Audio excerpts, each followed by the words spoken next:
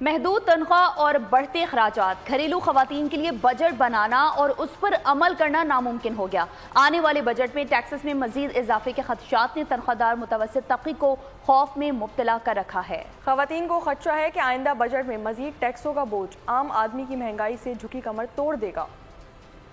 بجلی گیس کے بھاری بل دیں یا گھروں کے بڑھتے کرائے، قلیل تنخواہ میں اسکول کی فیس دیں یا کتابیں لیں، غذا خریدیں یا دوا، خواتین کے لیے گھر چلانا ملک چلانے جیسا ہو گیا۔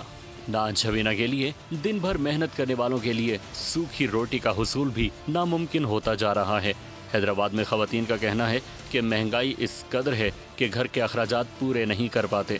ہمارے جو بڑے صاحبان ہیں وہ اپنے تو پیٹ بھر کے کھا لیتے ہیں اور ہمارے جیسے وہی آدھی ایک روٹی کھانے کے بجائے اب آدھی کھا رہے ہیں۔ لاہور کی خاتون خانہ نے بتایا کہ روز بروز بڑھتی مہنگائی کے باعث بچوں کو اسکول سے اٹھانا پڑا۔ مہنگائی بہت زیادہ ہے تو بہت مشکل ہے گزارا کرنے کے لیے، تو میں نے تو اپنے بچے کو بھی اسکول سے اٹھا دیا ہے۔ کوئٹہ میں خواتین کہتی ہیں بجٹ جب بھی آتا ہے مہنگائی ساتھ لاتا ہے۔ جب بھی بجٹ آتا ہے تو مشکلات اور بڑھتی جاتی، کم ہونے کے بجائے اور بڑھتی، ٹیکسز میں اضافہ کرنے کے بجائے ٹیکسز بڑھتے جاتے۔ تو خواتین کا کہنا ہے کہ حکمرانوں نے غریبوں کو ختم کرنے کا تہیہ کر لیا۔ بجلی گیس کے بل اور بچوں کی فیسیں بھرنے کے بعد کچھ نہیں بچتا۔ تنخواہ دار کرے تو آخر کیا کرے؟